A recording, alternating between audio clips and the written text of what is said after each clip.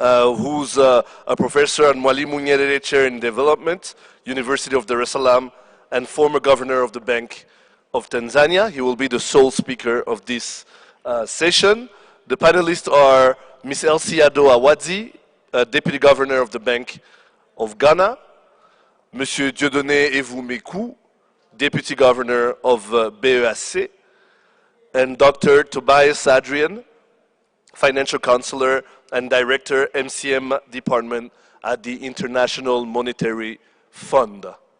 If you could all come in front, please. Monsieur Dieudonné Evumeku, est-ce qu'il est là avec nous? Il est encore en bas? Il est encore dehors. Okay.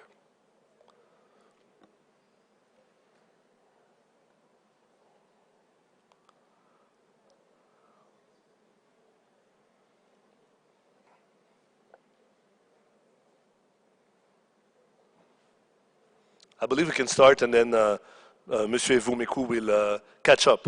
All right, again, let's keep in mind that we're behind time-wise, and let's try to be as concise as possible. Monsieur Rassolo Fondraïb, le panel est à vous.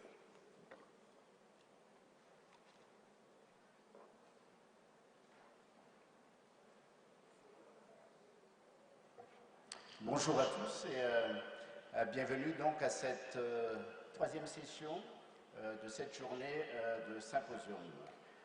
Le thème de cette troisième session, comme vous le savez, est axé sur le lien entre, d'une part, la croissance des endettements extérieurs de nos pays et surtout les défis que cela nous pose sur la soutenabilité de la dette et de son implication sur la politique monétaire. Et donc, nous sommes vraiment au cœur de notre métier de banquier central. Je voudrais simplement rappeler rapidement que tous nos présentateurs qui nous ont précédés ont bien assisté sur le changement de la nature de la composante de cette dette, qui est donc passée d'une dette, je dirais, d'une nature beaucoup plus concessionnelle, multilatérale, bilatérale, et la forte augmentation sur les dettes en matière dette souveraine aujourd'hui. Le volume aussi a été mis en exergue dans la mesure où si on a déjà fait baisser ce volume dans le passé, maintenant il y a une forte dynamique de croissance de cette dette. Et donc pour donner un éclairage à cette session, pour analyser les liens entre cette croissance des dettes d'une part et la politique monétaire d'autre part, nous allons donc avoir la présentation du professeur Ndoulou Beno de l'Université de Dar es Salaam, qui préside le chair Nyerere, et ancien gouverneur de la Banque centrale de la Banque de Tanzanie. Nous aurons aussi Madame Elsie Ado Awadzi comme panéliste, qui est député gouverneur de la Bank of Ghana, Monsieur Dieudonné Evu, député gouverneur de la BEAC, et enfin le docteur Tobias Adrian, qui est conseiller financier et directeur MCM au département du FMI. Nous avons, comme d'habitude, un timing à respecter.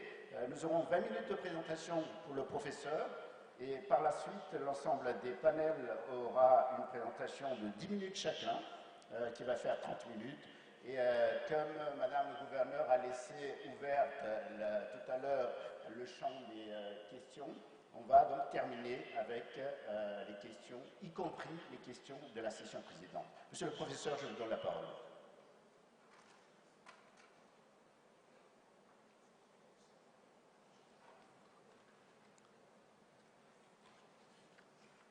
Good afternoon. I hope we have my presentation. Okay, good. I think in the interest of making sure we don't repeat, there are quite a few of the slides that I'm going to be skipping, but I would like to start just in terms of data, making an emphasis on some of the key points that were raised.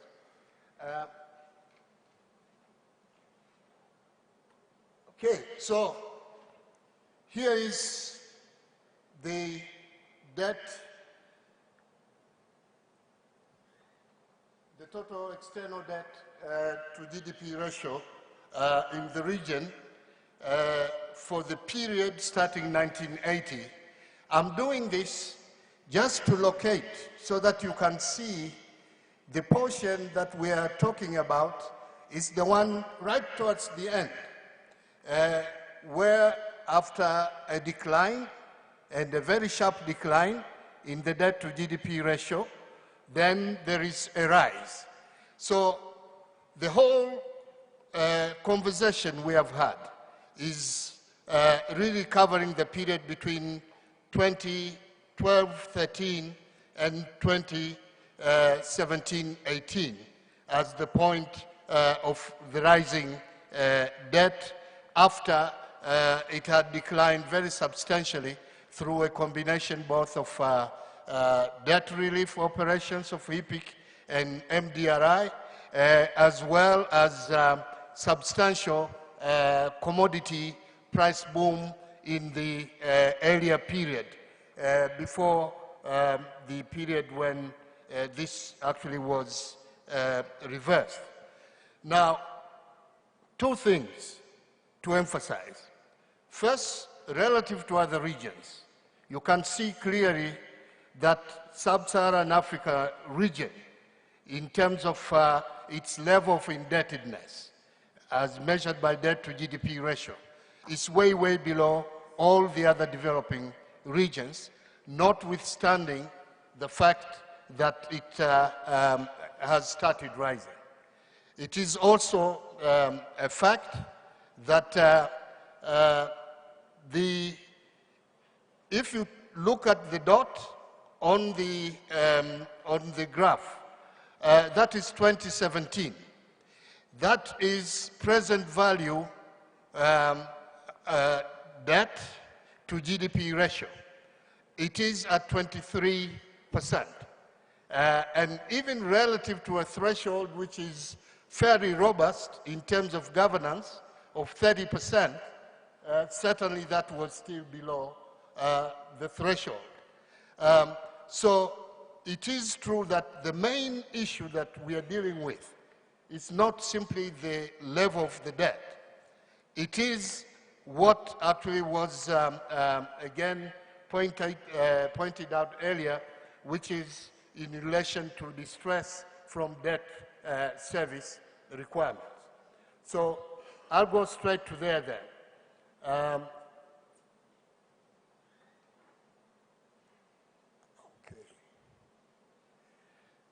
Now, when you look at this picture, this 45-degree line is if a country has not made any movement in terms of its debt service to revenue ratio.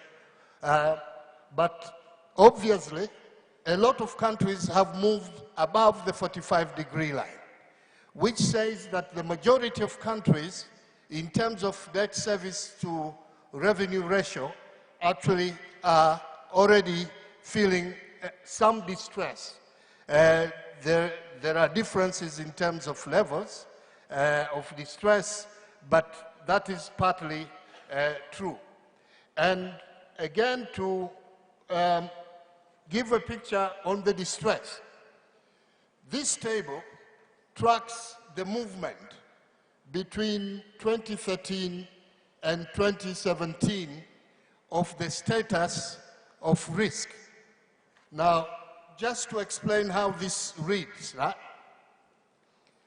A country like Tanzania, which was on low risk in 2013, has remained on low risk in 2018.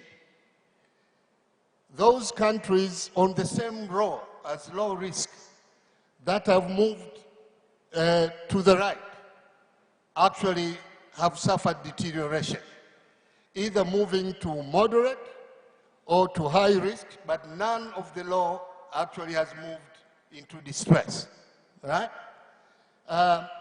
When you go to the moderate group, a country like Rwanda which was moderate in 2013, has actually improved. It has become low risk in 2018. So that movement is actually for the better and not movement for the worse. But the main message here is that a lot of countries have actually moved for the worse within a very short period of time. Some moving from low all the way to high risk, others moving all the way from moderate to distress. This is based on debt sustainability analysis, DSAs, which are done under the fund. The determinations have been made so. So I think the point that was made earlier, that it is the speed with which the change in status has taken place, which is what is giving a sense of alarm. So within 4 or 5 years, these are massive changes across a number of countries. First, commercial debt has definitely increased from 2.7% to 5.6% of GDP over this period. Domestic debt at market rates has also increased very substantially from 10.8% to 15%.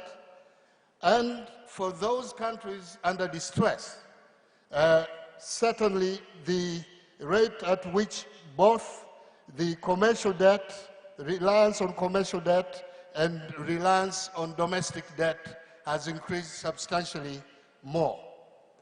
The second compositional characteristic relates to composition of the type of creditors.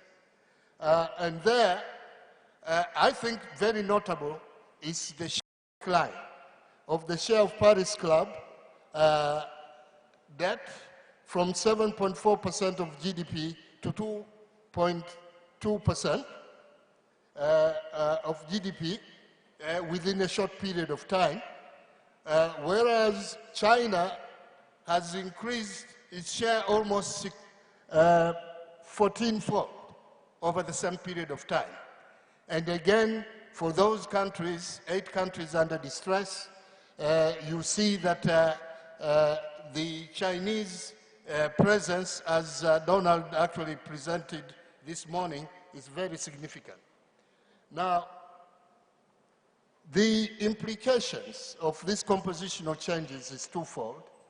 On the one hand, the external position of many countries in Africa now is more exposed, as it was pointed out, to changes in the global interest rates and financial market sentiment than it was all the other decades before.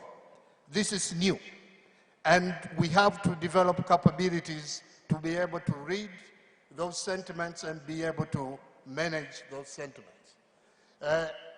Also, the second implication is that coordination issues of creditors becomes extremely important. And I think IMF's instrument now for dealing and supporting countries to deal with a wide range of creditors is a very important and welcome instrument, which I think countries should also use. Now, let me quickly just go straight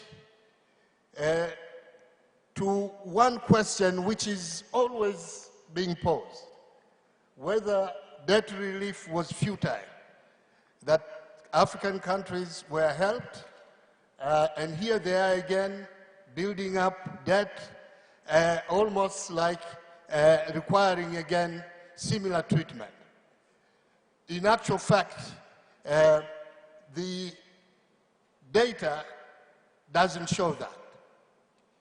First, it is true that there were a couple of investment booms, and I think I can show the, I'm trying to locate the,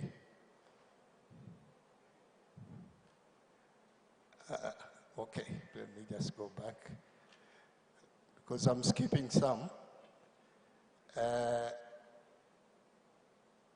This I have to show you so that you know it is true, because otherwise we'll keep on having that conversation.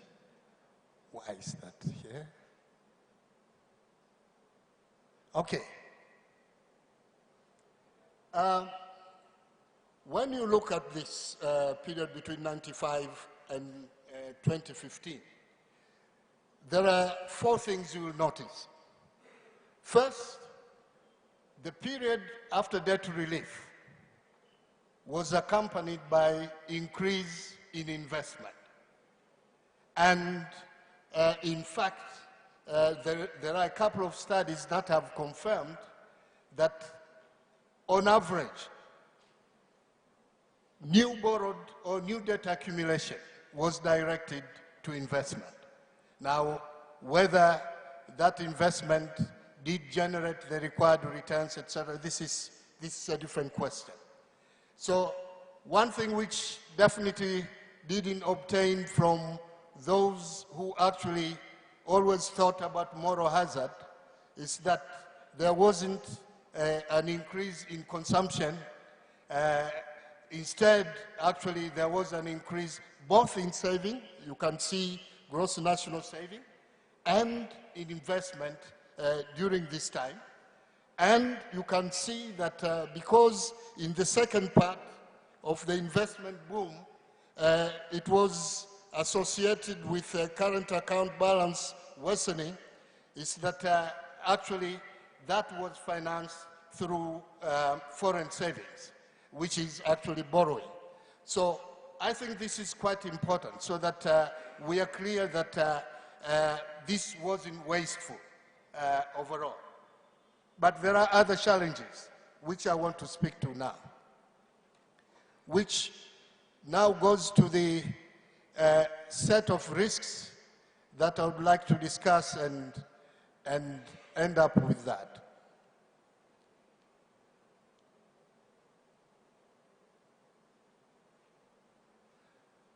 Okay. The distress has tended to increase debt service requirements or restricted access to new credit, and it endangers a whole set of newly built development assets. First, as it happened in the 80s, capital expenditure budgets typically are the first ones to be cut. And this has typically tended to reduce the development budget. This is one risk. Second risk is actually starving maintenance expenditures for infrastructure. And we saw that happening in the 80s. Right? And third is deterioration in the policy environment when actually the fiscal operations gets to be imprudent. Now, when these pressures emerge, there is also pressure on suppressing both exchange rate and interest rate adjustments. And central banks have been particularly been exposed to that type of pressure, because that, on one hand, reduces the cost of borrowing, and on the other hand, also reduces the, if you want, the local cost, the local currency cost of servicing external debt by actually keeping exchange rate subdued. So both those risks are quite important. But if we go to the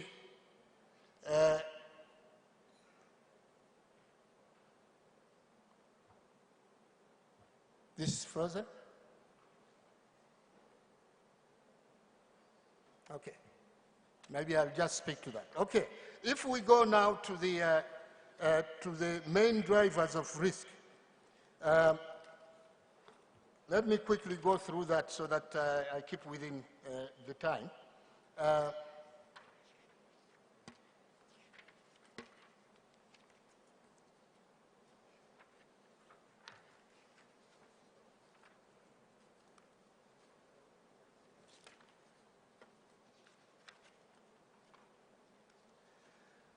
the first one is maturity mismatches. This is because of the fact that we use shorter-term debt financing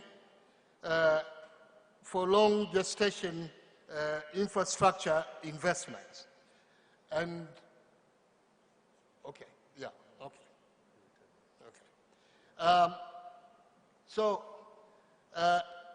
Debt obligations are already maturing now, ahead of the revenues from the investments that have been made.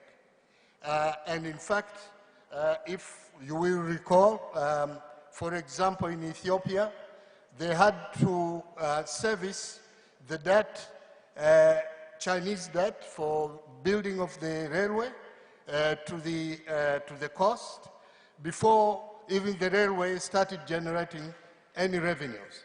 And they had to be a recourse to restructuring so that the maturity can match better the time frame of the project. So this is one major risk that is related to the current debt characteristics. The second one is rollover risk. And with the end of quantitative easing, interest rates now are rising. A whole range of countries that are going back to the market to roll over their debts are rolling over at significantly higher rates than before. And this is also creating significant distress. The second aspect of rollover risk is maturity bunching, mainly around 2020, still to come, and 2023. And this, in particular, because of the concentration of the demand for the resources to service the debt, may actually lead to default, and that would also close doors then to any new borrowing. Now, it is important, for example, in terms of maturity bunching, that one starts setting up a sinking fund way ahead of maturity period, so that one can be able to meet the requirements at the time when that actually happens. Coordination challenge in debt resolution is the next one, and we already talked about that. And the last one is currency mismatches, which again, since infrastructure by and large is a non-tradable, most of its revenues is generated in local currency, but obligations to service the debt are in foreign currency, and that mismatch also, again, creates significant pressure.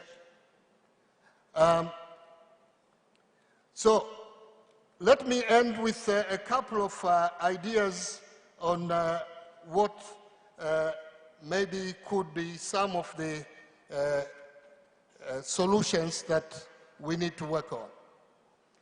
So first thing is that there has to be a simple rule that when a country borrows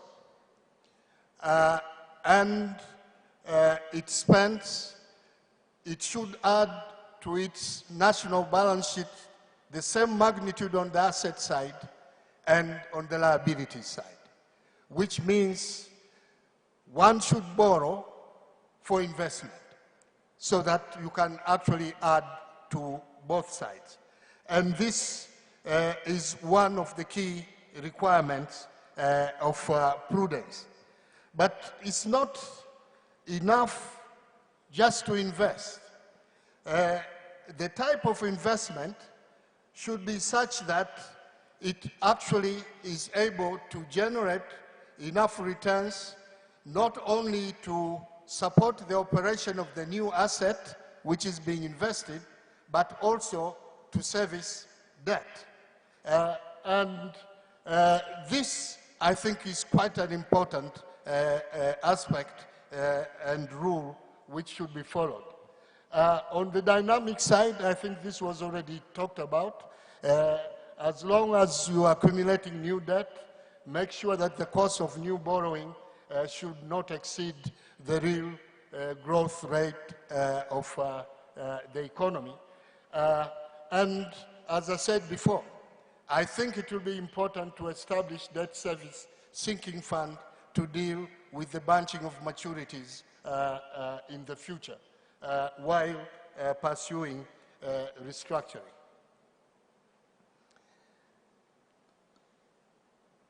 On the central bank side, and particularly on the autonomy side, which is extremely important, there is need to push back on pressures to fixing interest rates and exchange rates.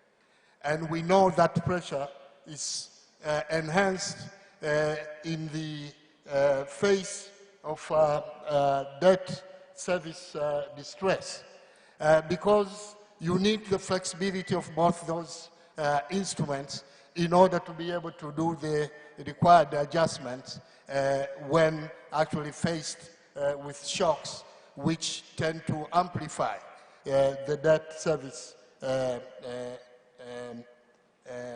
pressure. Second, capital adequacy of central banks. I think this should start becoming one of the key questions because very often undercapitalized banks have tended to go back to finance to seek funding, and finance to do that, of course, has to take it all the way back to the budget authorities, including Parliament, for discussion, and has typically weakened the hand of the central bank. So it is extremely important that central banks actually do build significant capital reserves as a buffer against any possibility of recourse to seeking fiscal funding for monetary operations, which typically would weaken the hand of the government. And ultimately, it's key to enshrine central bank autonomy with associated accountability and transparency in constitutions. But we know it's not enough just to have that in constitutions because we have a few countries where this is enshrined in there, and yet if the constitution is not respected, you get exactly into the same problem as if you did not have it enshrined.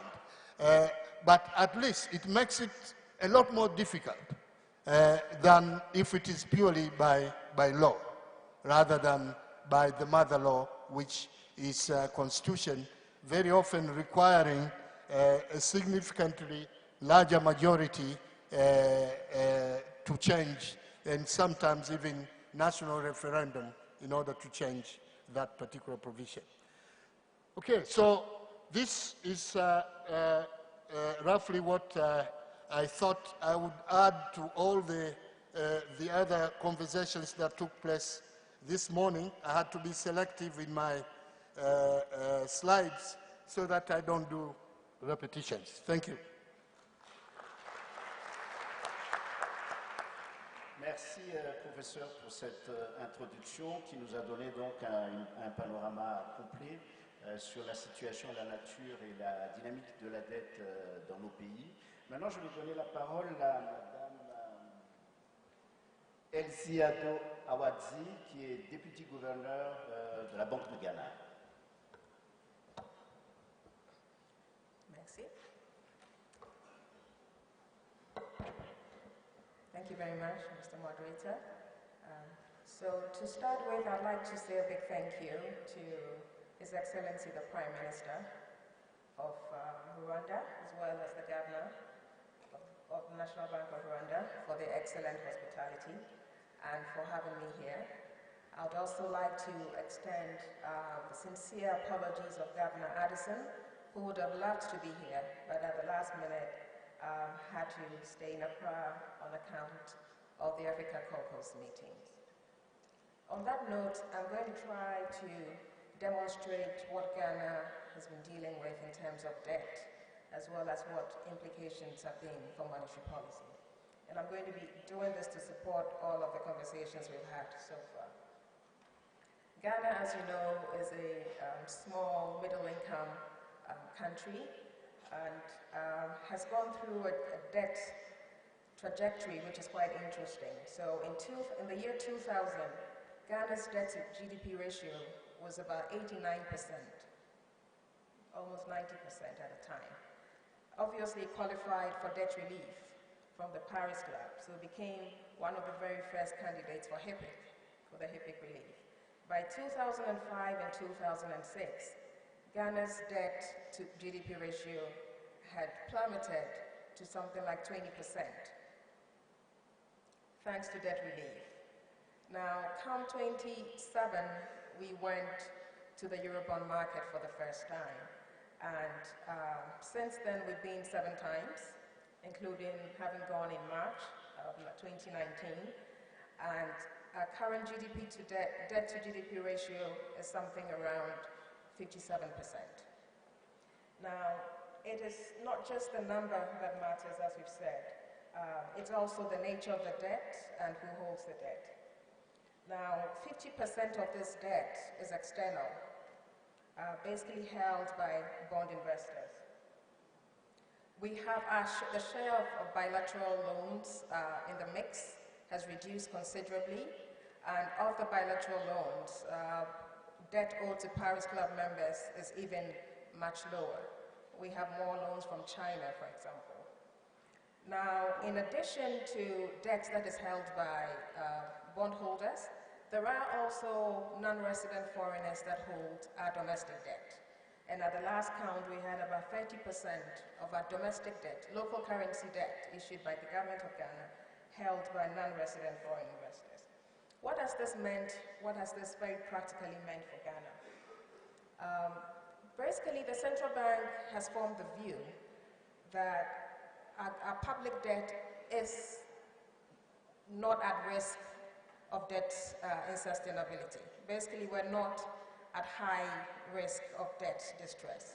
However, the central bank has said very clearly that we are very vulnerable on account of the nature of the debt as well as who's holding the debt. Now, one of the key implications we see is that given that a lot of foreign exchange is earned through commodities exports, we're vulnerable to international prices, for one thing. And shocks that we see in the international market very quickly become sources of concern for us in terms of how our debt is being serviced.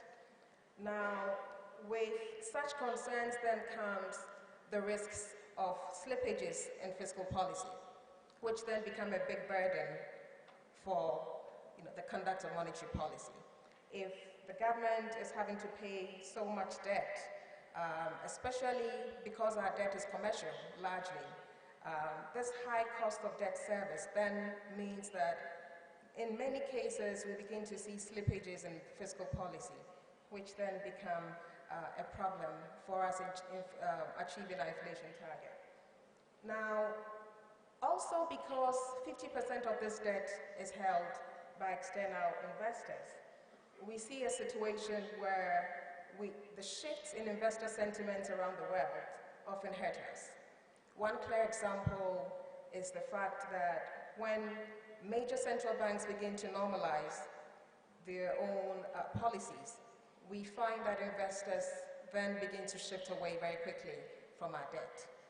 Now, we saw this happening in the summer of last year when the Federal Reserve began to normalize its own rates, and we found that a lot of our bond investors just began to dump our bonds. Now, that also has implications for foreign investors in our local currency bonds, who then very quickly sell off and need to externalize the capital gains out of our market. Now, all of these mean that our currency is at risk. We see very large movements, swings in our currency, very volatile situations, which sometimes means that although we're an inflation targeting country that does not target any specific rate of depreciation, we're forced to somehow intervene in the markets to smoothen out some of these volatilities. Now, let's also add upon this mix the fact that you do have to deal with your reserves, with your foreign reserves, and there's only so much that we have. Now, sometimes the size of our reserves are not related to the size of our external debt. And so debt service means that we have to make sure we're able to build up reserves so that we can meet the debt service needs of the government. And now, at the same time, we find ourselves in a situation where we're not necessarily receiving additional foreign exchange reserves, although we're exporting our oil and gas, we're exporting our cocoa, exporting our gold, because somehow these exporters are able to retain a lot of the foreign exchange abroad under the agreements they have reached with government. So all of these become a big headache for us because we see that with volatile exchange rates, you see that there's a quick pass-through to inflation. We are a very import-dependent economy, and so the relationship is very clear. Now, so having painted this picture of some of the key implications that we have seen, let me go quickly to what is it that I think we can do as monetary policy authorities. I see one of the key things that we can do is to continue to build confidence in the investor community, because it is absolutely important that while we do not control what the major central banks around the world will do, we're able to retain the confidence of foreign investors for as long as they remain in our markets. And it's important that through the conduct of transparent monetary policy, we're able to retain this confidence. The second bit that I want to talk about is coordination with the fiscal authorities. It is absolutely important, as was said this morning, that we each understand the impacts of our decisions on the other and the work that they do. And it's important that together with the fiscal authorities, we're able to manage our debt and to adopt strategies for debt management that ensure that the vulnerabilities we see in our environment are reduced. And typically, what we try to do with the Ministry of Finance is to form an economic policy coordinating committee that is only beginning to start its work over the last few months, but we're working together to ensure that we're using strategies for debt management basically to bring down the level of non-resident foreign investors in our domestic bond market, for example. So that's one way we're doing this. The last point I want to make is reserves management. Like I said, it's absolutely important that given the vulnerabilities that we face, we're able to build up reserves, even as difficult as it might be. And I think it behooves the central bank to find strategies to do this. Basically, we have employed swap arrangements, other arrangements to build up our reserves, and we continue to do that, basically so that we can build the firepower to avert any crisis, a BOP crisis, any other crisis that would affect the conduct of effective monetary policy. So basically, in a nutshell, in Ghana, we have experienced firsthand what external debt, and not the type that we've been used to in the past, but the type that is now market-based and high cost, can do to a small open economy. A capital account is 100% open, no restrictions whatsoever. It's a small economy still, and we have seen that we have been at the mercy of foreign investors to a point where the Monetary Policy Committee has to often make a very difficult judgment in terms of what our domestic conditions would suggest we do versus what external investors are looking for. Case in point is we cut our monetary policy rate by 100 basis points in January this year because the policy, after much deliberation, was convinced it was the best to do to support our domestic conditions. Guess what happened? Foreign investors didn't like it, apparently. Even though they were still receiving a real return of more than 7% over and above the rate of inflation embedded in our policy rate. So we saw a massive sell-off. We saw how that affected our currency, and that passed through quickly to inflation. And I don't need to say more, but the fallout wasn't very pretty. So we basically come at the mercy of the foreign or the external market and financing conditions externally. And I think that everything needs to be done, and we're clear that we need to do everything within our power to mitigate these vulnerabilities. Thank you.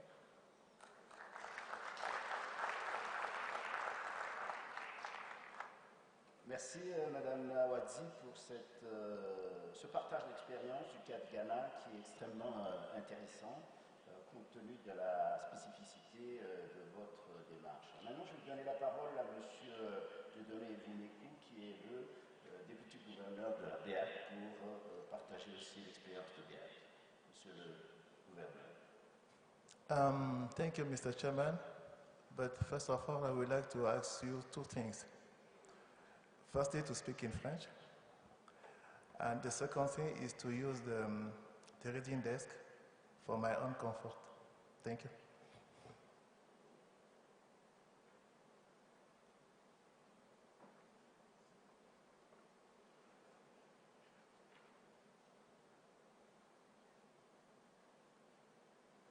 Tout d'abord, je voudrais présenter les excuses du gouverneur de la Banque d'État d'Afrique centrale, M.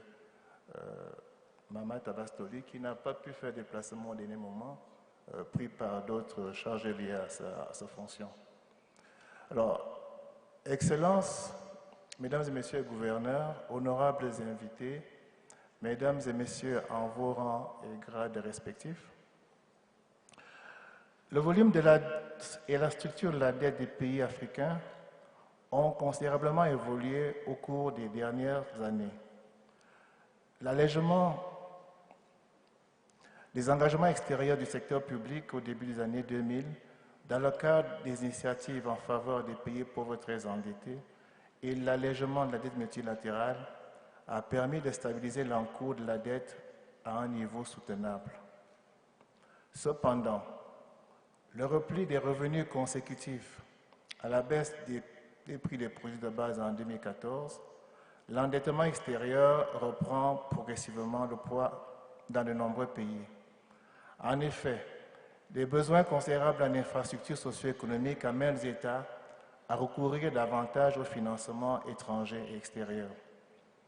La dette est ainsi redevenue un sujet de préoccupation, non seulement en raison de son impact macroéconomique, mais aussi de ses effets sur l'efficacité de la politique monétaire. Dans la communauté économique et monétaire d'Afrique centrale, CEMAC, où les 6 États membres partagent depuis bientôt un demi-siècle une politique monétaire commune conduite par la Banque des États d'Afrique centrale, la stabilisation du cadre macroéconomique au cours de la décennie passée, conjuguée avec la remontée des coûts des matières premières, notamment du pétrole, a ouvert des marges budgétaires importantes permettant aux États de se lancer dans des vastes programmes d'investissement dans le cadre de leur accession à l'émergence. Cette aisance financière a ouvert la voie au recours massif à la dette sur les marchés financiers et auprès de nouveaux partenaires économiques comme la Chine. Notre exposé comprendra 3 principales articulations. La première portera sur l'évolution récente de la dette dans la CEMAC.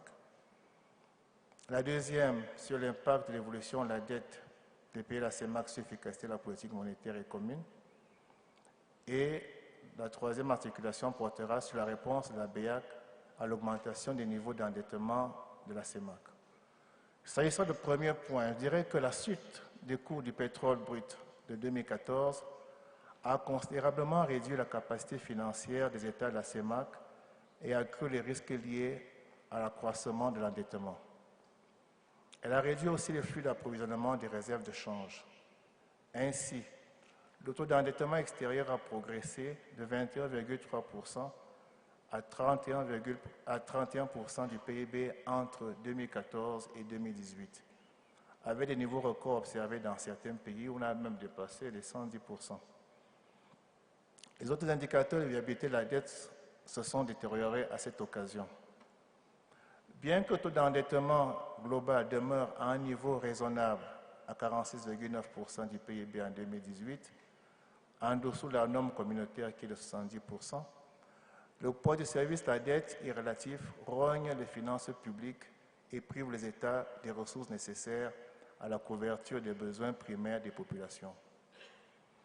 Il ne me permet pas non plus de faire face aux obligations commerciales vis-à-vis des entreprises privées. Cette immobilisation des créances affecte la qualité du portefeuille du système bancaire qui le soutient. C'est pourquoi le rythme avec lequel les États s'endettent aujourd'hui interpelle aussi bien les autorités monétaires que budgétaires. L'analyse des facteurs à l'origine de cette progression rapide de la dette extérieure nous permet de relever que la faiblesse des recettes budgétaires, notamment la fiscalité interne et les investissements étrangers, n'ont guère compensé la chute des recettes pétrolières, voire couvert les besoins de financement créés par les remboursements de nouveaux emprunts extérieurs contractés pour les projets structurants déjà engagés. À cela s'ajoutent des lacunes en matière d'encadrement et de mise en œuvre des politiques nationales d'endettement. Cette situation préoccupante constitue un véritable défi pour la stabilité macroéconomique sous-régionale, car la dette, au lieu de servir de levier pour le développement économique de la communauté, pourrait redevenir insoutenable à court terme. S'agissant de la dynamique de la dette et l'efficacité de la politique monétaire, comme dit Supra, l'accélération de l'endettement observée au cours des 4 dernières années dans les pays de la CEMAC s'est notamment traduite par l'augmentation du service de la dette. Celui-ci a presque triplé, passant de 8,6% en 2014 à 24,6% des recettes budgétaires en 2018, avec d'importantes pressions sur les réserves de change. Sur le plan monétaire, les besoins de financement de plus en plus importants des États, conjugués à la baisse des revenus pétroliers, ont conduit la Banque centrale, dans un premier temps, à mettre en œuvre une politique monétaire accommodante. Les taux d'intérêt ont été réduits et maintenus à des niveaux bas. Les plafonds des avances statutaires de la Banque centrale aux États ont été relevés et les volumes de liquidités injectés dans le système bancaire ont sensiblement augmenté. Mais cette orientation suivie jusqu'au début de l'année 2017 a, au-delà des problèmes générés sur le plan de la dette extérieure, favorisé substantiellement la dette intérieure et une baisse de plus de 60% des réserves de change entre 2014 et 2018. Et 2016, je veux dire. Par ailleurs, la forte pression exercée sur le non-remboursement des créances des entreprises envers les États s'est traduite par l'augmentation des créances en souffrance et la dégradation du portefeuille de crédit des banques. Néanmoins, l'analyse des indicateurs de stabilité financière permet de constater que la solidité du système bancaire est relativement préservée. Les banques demeurent globalement rentables et l'exposition au risque de marché est faible, compte tenu des actions menées par la commission bancaire. À cette situation, quelle est la réponse que la Banque centrale a pu apporter au niveau de la zone? Bien qu'elle ne soit pas un acteur direct de l'évolution de la dette publique des États membres, la BA peut, par l'orientation de sa politique monétaire, influencer significativement les décisions d'emprunt public dans la CEMAC. De ce fait, elle a un rôle majeur dans le processus de désendettement ou de stabilisation de la dette dans sa zone d'émission. L'appréciation de sa réponse s'effectue sur le plan du renforcement des capacités institutionnelles des États membres en matière de gestion de la dette, de la réforme de la politique monétaire et de la coordination de la politique monétaire commune avec les politiques budgétaires nationales. Aussi, la BEAC s'est résolue à mener une politique monétaire restrictive depuis mars 2017 afin de soutenir la restauration des équilibres macroéconomiques de la sous-région. Les mesures de redressement de la politique monétaire mises en œuvre par la Banque centrale conjuguée aux efforts d'ajustement budgétaire des États membres, à l'application effective de la réglementation d'échange et au financement mobilisé dans le cadre des programmes avec le Fonds monétaire international, ont permis de consolider les réserves de change depuis le second trimestre 2017. Les mesures de redressement fiscal ont connu une progression de la dette extérieure selon des prévisions qui reviendraient, compte tenu de la progression, je vais dire, la dette extérieure, qui selon les prévisions reviendrait de 30,7% à 30,7% du PIB en 2019. En matière de renforcement des capacités institutionnelles, la BERC joue le rôle de conseiller des États et dans ce cadre assiste ceux-ci dans l'élaboration et la mise en œuvre de leur stratégie d'endettement. Elle participe régulièrement à des initiatives sous-régionales et régionales visant à la vulgarisation des bonnes pratiques de gestion de la dette, telles que le programme BCAO, BEAC, BCC, dont les actions de formation couvrent également les aspects institutionnels, juridiques, stratégiques et opérationnels relatifs à la gestion de la dette. La réforme de la politique monétaire, quant à elle, a permis la création des marchés de titres de créances négociables et des titres publics à souscription libre, sur lesquels les États peuvent, suite à la suppression définitive de leur financement direct par la Banque centrale, mobiliser les ressources dans des conditions favorables pour couvrir leurs besoins de financement.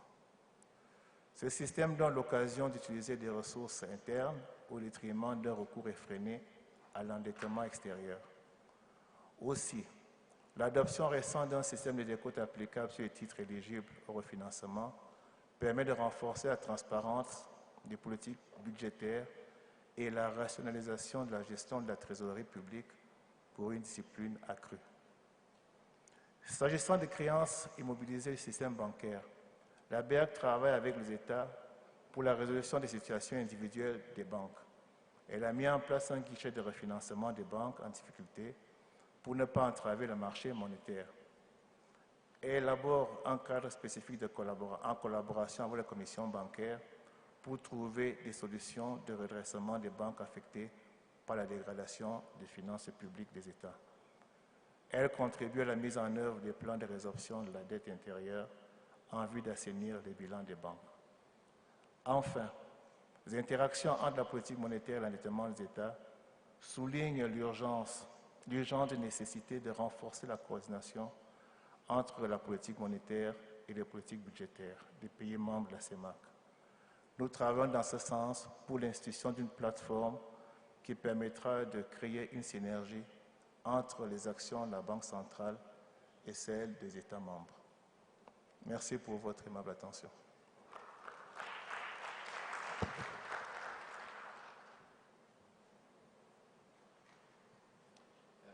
Merci, Monsieur Dieudonné-Vuékou, pour cette présentation. Et nous allons terminer les interventions des panélistes par le docteur Tobias Adrian, qui, au-delà d'être conseiller financier, est aussi directeur d'un CF département. Docteur. Let me also thank the African Association of Central Bankers for this wonderful event, and of course the governor of Rwanda for inviting all of us to come here. I have brought some slides, so if you could put up the slides.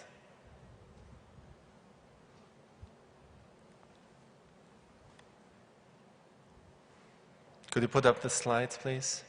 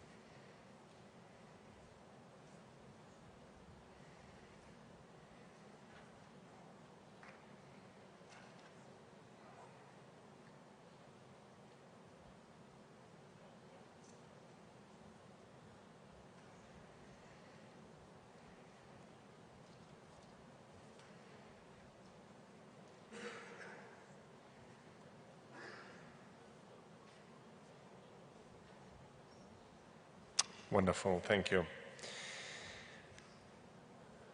Of course, some of what I'm saying is echoing earlier remarks. Okay, this doesn't seem to work. So could you forward one slide, please?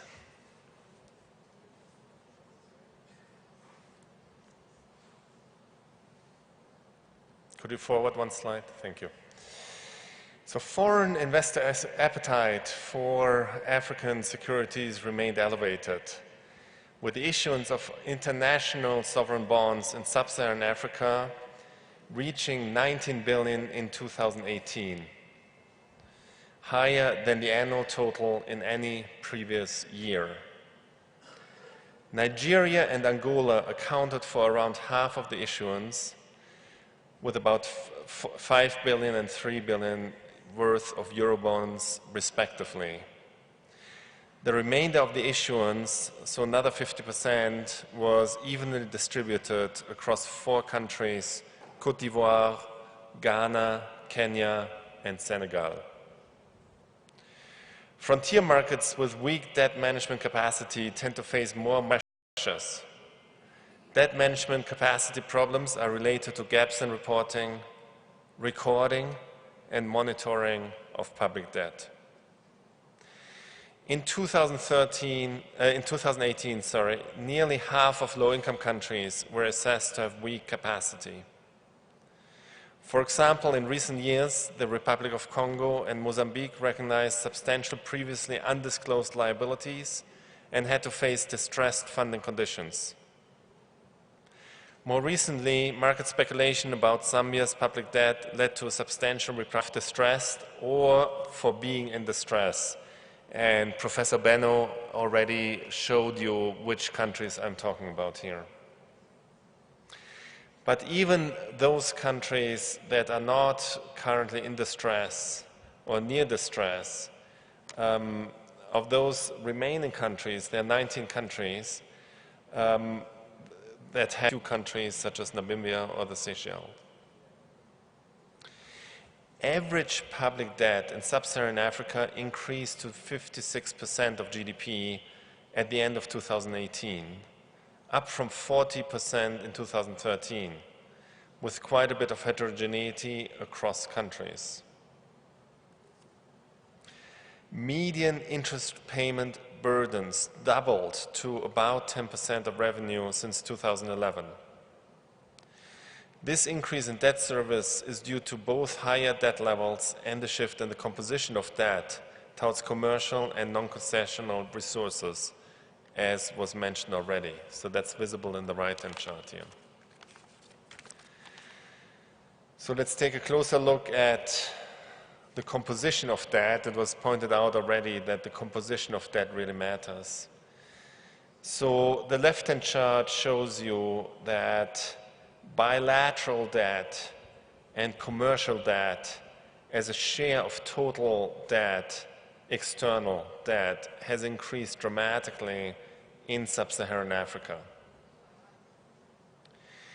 So when you look on the right chart, which is based on a survey by the IMF, you can see that there's a particularly pronounced increase in the public debt from China as well as in the debt from commercial lenders. So taking a broader view of that 366 billion increase in debt between 2010 and 2017, about 2/3 was due to market borrowing and is thus subject to repricing risk.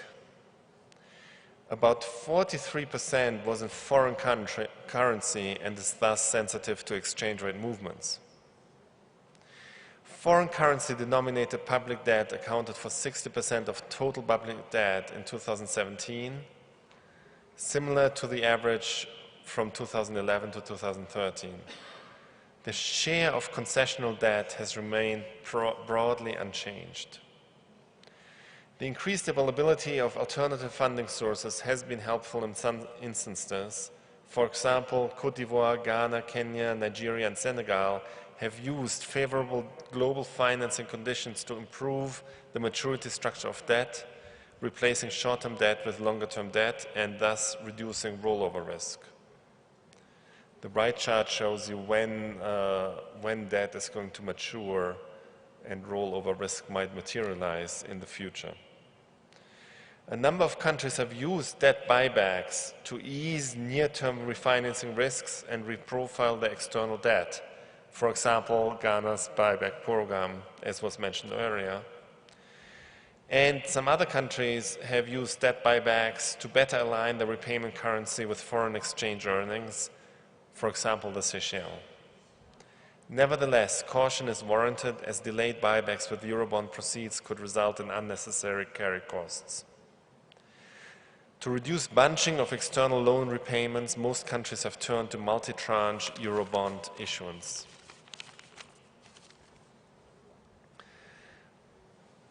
Volatility has increased in global asset markets, and at the same time, global financial conditions have tightened in the latter half of 2018. Market access conditions of frontier and low-income economies remain highly sensitive to changes in global risk sentiment.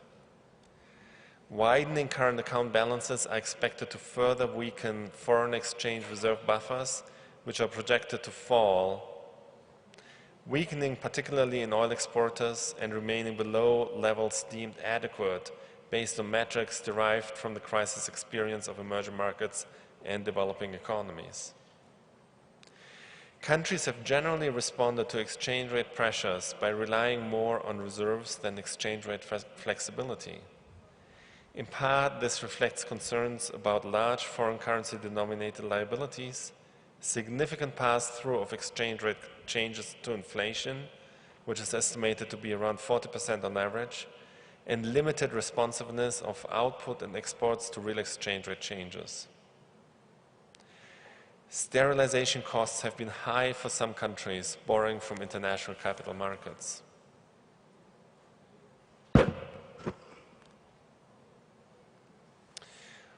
Although sub-Saharan Africa debt has a relatively small global share, as was pointed out earlier, the market for sub-Saharan African issuers is not that deep, and pricing is subject to sharp discontinuities if market sentiment turns against these countries.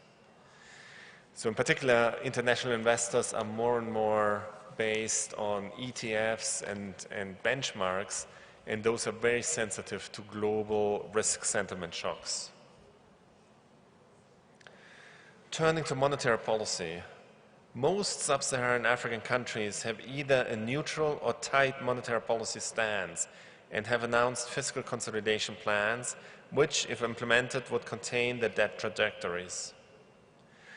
The monetary transmission mechanism in the region has strengthened, but there are large differences across countries. In recent years, a few countries have witnessed a reversal of some of these gains. In those cases, central bank financing, redirecting lending toward government securities, crowding out effects, and lending rate caps that reduce the central bank's policy signaling effect have affected the transmission mechanism. Enhancing the monetary transmission mechanism would require to raise caps on interest rates, move toward more market-oriented monetary policy operating systems, and reduce fiscal dominance, as previous speakers have pointed out, improve secondary bond and interbank markets, reduce excess liquidity in banking systems through open market operations, enhance transactions in interbank markets, expanding the collateral framework to include all government securities, and bring short-term interest rates into positive territory in real terms. So to conclude, having a robust monetary policy framework is a key to have a well-functioning and healthy bond market. Thank you.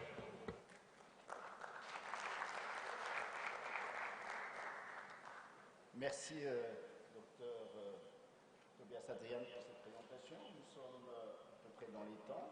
Donc, nous avons 25 minutes pour donner la parole à l'ensemble de nos participants pour vos interviews. Donc, la parole est maintenant à nos participants.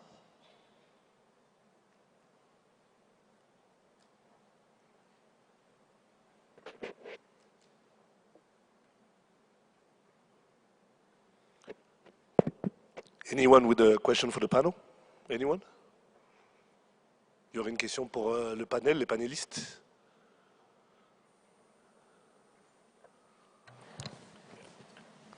Thank you, Governor. Less a question than a comment on something prompted by what Benno said. In particular, this point about whether debt relief has been futile. I have to say I'm very, very surprised that that question even arises, and I don't know what prompts it. You noted, Benno, of course, how much investment in infrastructure has increased in the wake of debt relief. I think it's a view that we very much have seen. Anybody that's traveled to the region can see that. I think the big challenge there really has been the failure to capture the rate of return on all of this investment that's been made by the public sector in particular. So it's not that there isn't an issue, but I think the borrowing space has been used to increase infrastructure in the region. But the other point I wanted to make is that we shouldn't be so defensive about the borrowing space having been used to increase investment in human capital investment in particular. I mean, investment in health, in education were also very, very important priorities, remain so. And that space has been used, I think, by many governments in those areas. So we shouldn't necessarily expect a mapping of debt going up and it's only public sector investment that has to go up. But really all of the investment in the social sectors have been very important and really worthwhile. If there's one area where the vast majority of countries have made stunning progress, it has been in the improvement in human development outcomes, declines in infant mortality, maternal mortality, improvements in school enrollment ratios, which all of course are necessary part of the development investment. So just wanted to make that observation. Thank you, Governor. Merci. Some comments about it? Just a quick comment on this.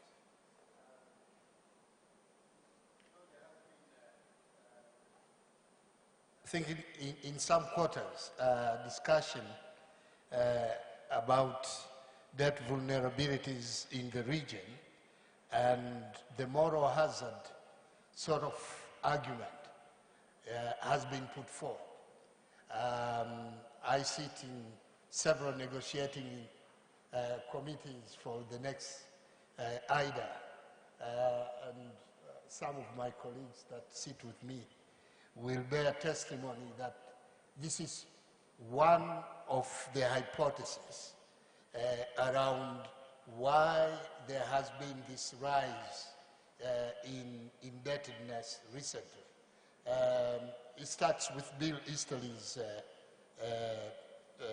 hypothesis that if you give debt relief, particularly irrevocable debt relief, irreversible debt relief, without change in policies, the likelihood is that countries' wealth sense would have increased, and typically it would lead to consumption boom instead of investment. And therefore, these guys, particularly between 95 and 2000, made the argument that don't provide that debt relief partly because it will be wasteful, that the phenomenon will repeat itself. And that's why some people have done some work on this. Yeah. So it had a reason for it. Yeah. Merci. Oui, Gouverneur. Thank you, Chair. Three questions stroke comments. I think that a point was made about the amount of interests that, as a percentage of revenue, rising in this context. And in a way, I mean, sometimes the way in which I would think of debt is you are almost trying to bring future expenditure forward. So for as long as you are assured of future rises in tax revenue, your debt sustainability might look attractive, and I'd be interested in how the panel thinks about that. The second thing that I thought I want to bring is the thing about this market-based debt. You see, if you want to play in the big league, you are going to play according to the rules of the big league. You can't have your own little rules if you are playing in the big league. And in the big league, investor sentiment drives these kinds of things. And so you must accept that it is part of the discipline that the commitments you make, you will be held to those commitments. And if you deviate from them, or there's an indication that you might deviate from them, there is bound to be a response. I'm less worried about the response of investors who hold domestic debt. They can exit. The cost will be theirs. They will make those losses. But here comes my worry. My worry comes when you start to say you are intervening in the market because you worry about the movement in the exchange rate. Now, Tobias, you might comment on this thing. My own experience with South Africa's intervention in the foreign exchange market is that the central bank always came out second best, and this is how the thing goes, right? You believe you know where the exchange rate should be, and you intervene in the market, you blow the reserves, and then you discover that you do not have that power anyway. And now that you have blown the reserves, you blame a few speculators, and because you blame a few speculators, you decide, I am going to punish them, and I'm going to punish them by tightening monetary policy, and then, boom, the economy goes into recession, and then you're going to have to make the adjustments.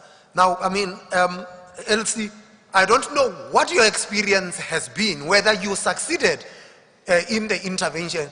And the reason why I said Tobias must comment is, I would be interested if there is any country that had successfully intervened and stamped these things.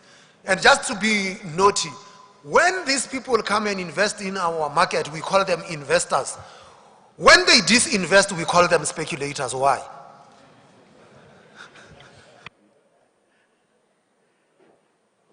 Bien, merci, gouverneur. On va déjà commencer à répondre à ces trois questions. La première, donc, c'est peut-être au niveau de Madame vice-gouverneure du Ghana, sur les liens entre l'anticipation de la croissance de la dette et l'anticipation des recettes, qui est un point important, et puis aussi sur le respect des engagements. Merci beaucoup. So, I saw Abby smiling the whole time. The governor from South Africa was making this point, and I think that it's loaded. He knows the conversations we've been having along the same lines. But I'll try to answer your question. Before I do that, if I may, Mr. Moderator, I wanted to say a little bit on the debt relief issue and whether it was a futility. I wanted to say in support of what Abby had said, that in Ghana, a HIPIC relief was required to be used for infrastructure investments.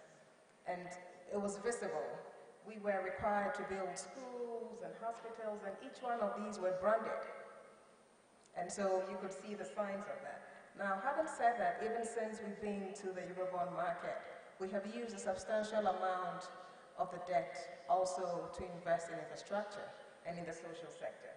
So, and just to add also that although our debt has risen drastically in the last few years, we're nowhere near where we were before HIPIC relief.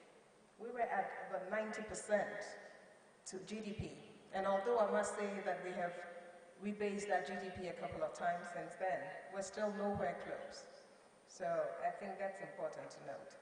But coming back to your question, Mr. Governor, we do understand the point that we cannot now remove ourselves from the global environment. We're now totally open, and we're at the mercy of the global environment. We actually live in fear of the global environment. So we understand that. But that creates headaches for us. And so while the fiscal authorities would have gone to borrow, we as a central bank need to figure out how to contain this with the tools that are available to us. And that's sometimes where the disconnect is.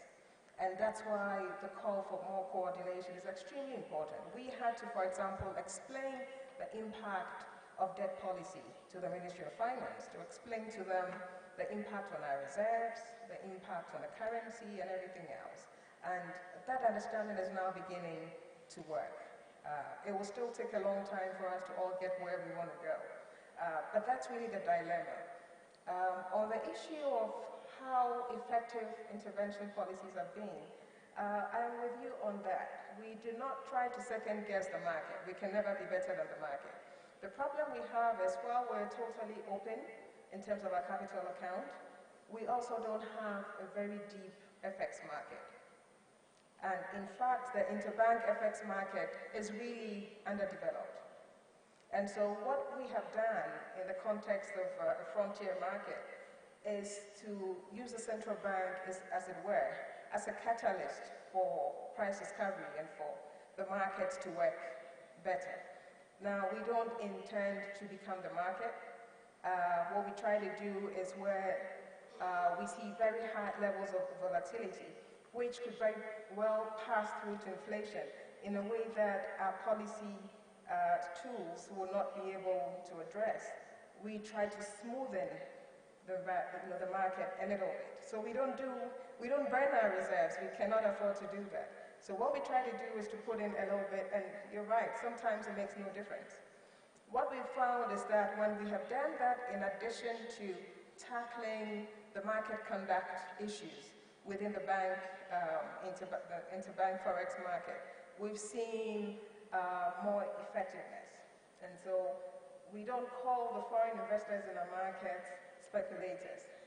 It is players in the foreign exchange market who are speculators. We had people all over the world quoting prices on the Ghana cedi who were not making a market in it, very strangely. And so we had to crack down on them from a market conduct standpoint.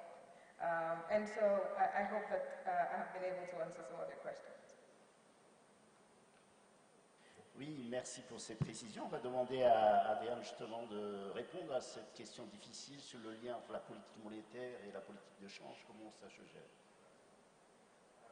So let me echo some of what Elsie was saying. So, of course, the fund traditionally has completely fully agreed with your point that FX interventions are futile and they shouldn't be used. But our thinking within the fund is changing somewhat, and that is driven primarily by evidence from countries with relatively illiquid markets. So I take a point that in this case of South Africa that has very liquid and very two-sided markets, even last year during a huge sell-off, you were able to roll over and to finance yourself. But that is not necessarily the case for countries with less liquidity. So I think that South Africa is quite different in that respect relative to other sub-Saharan African countries. So market and liquidity is one thing. And so there's more and more evidence that points towards a policy where, sharp inflows of funding from abroad tends to be associated with domestic credit booms, so with large amount of risk-taking domestically. And there, during the inflow period, some leaning against these inflows can be useful. So this is not at all targeting a level. We would never recommend targeting a level.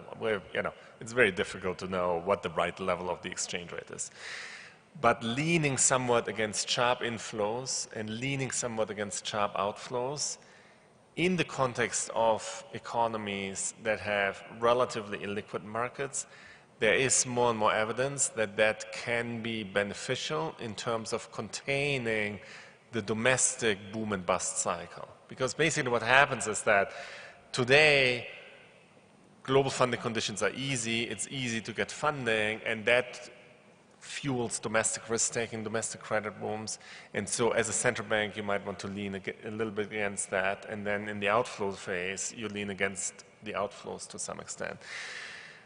There's a compounding, so this is, I think, the second thing I would say about that. The third thing is that, of course, a lot of exports are denominated in US dollars, so that the full benefits of exchange rate flexibility don't occur because your export prices don't actually adjust because it's marked in the dominant currency.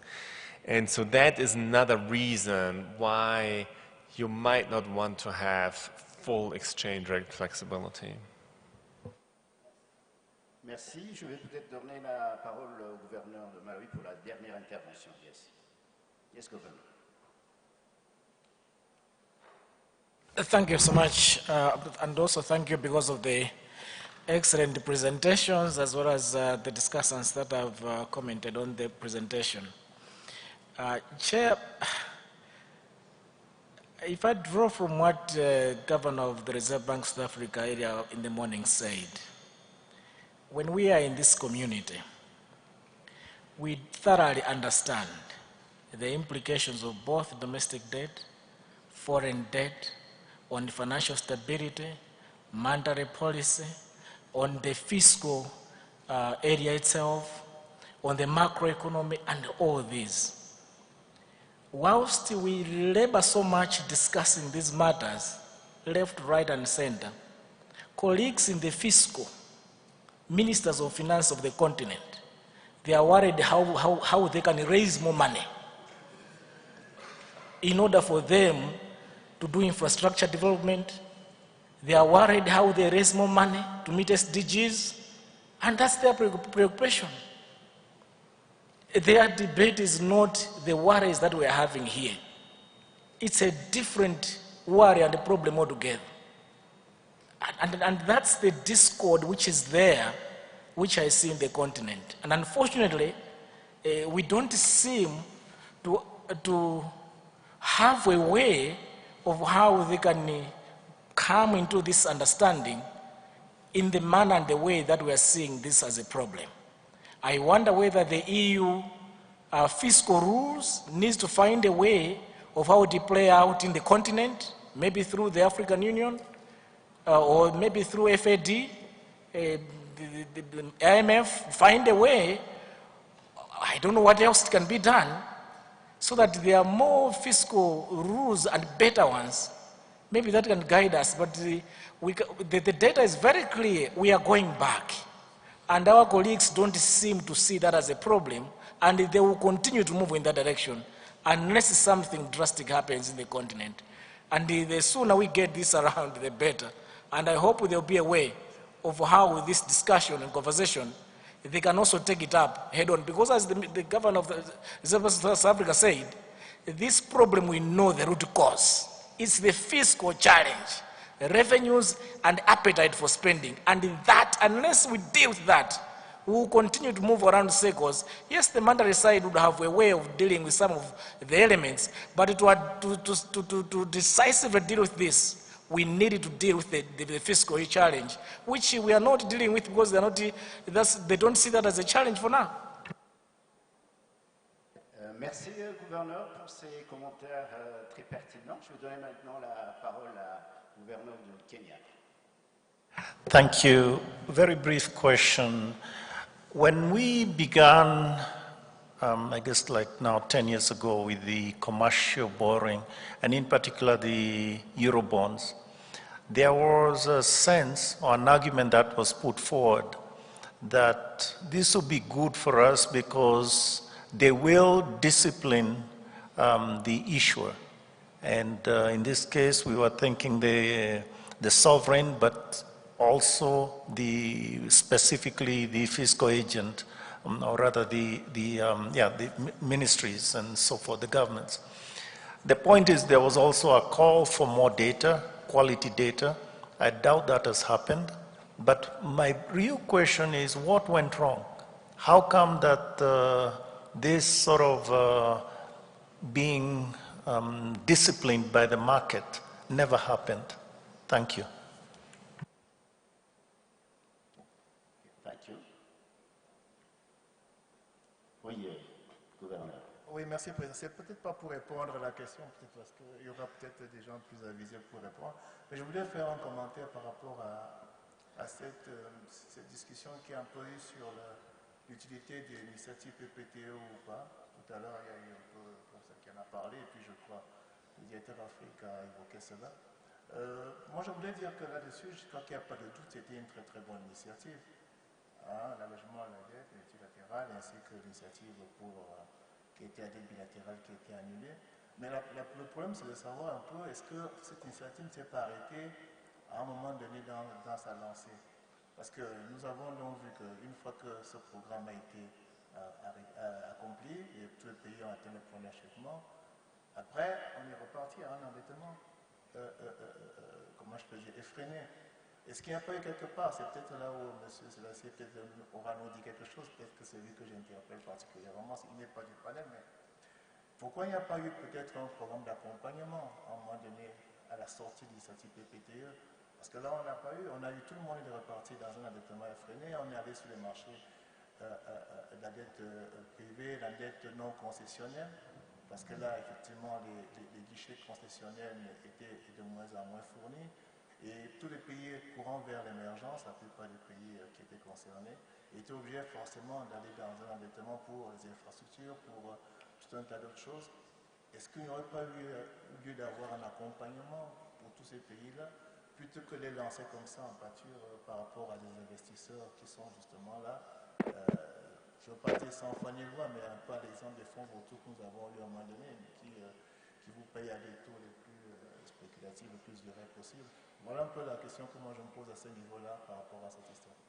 Merci. Peut-être qu'il y a effectivement quelqu'un qui va répondre, mais c'est le président qui donne la parole. Merci, monsieur le président. Je donne la parole à Alain pour la question de... Et ça sera la dernière intervention, parce qu'on est en retard, on a pris beaucoup de retard là. Merci.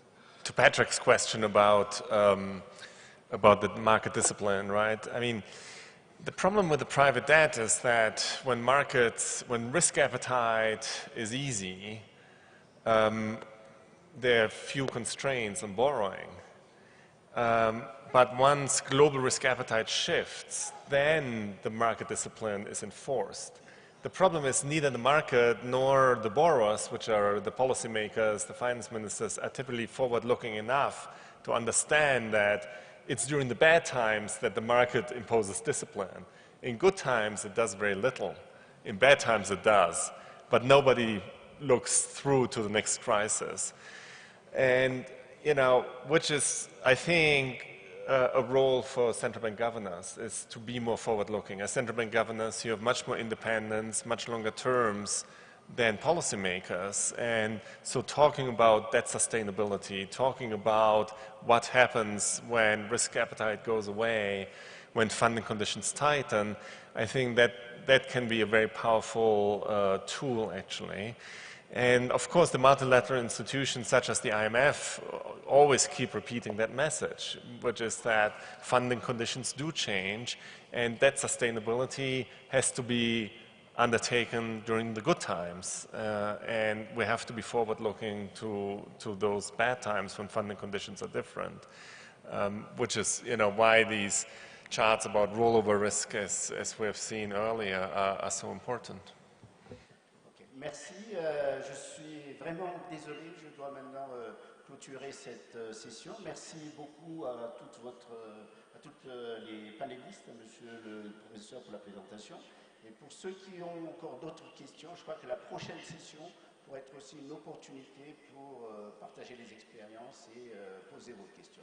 Encore une fois, merci beaucoup. Et on était vraiment au cœur de la politique monétaire et de l'augmentation des dettes. Merci. Merci beaucoup, monsieur le gouverneur. Merci à vous. Should we do the coffee break or do we keep going since we're behind?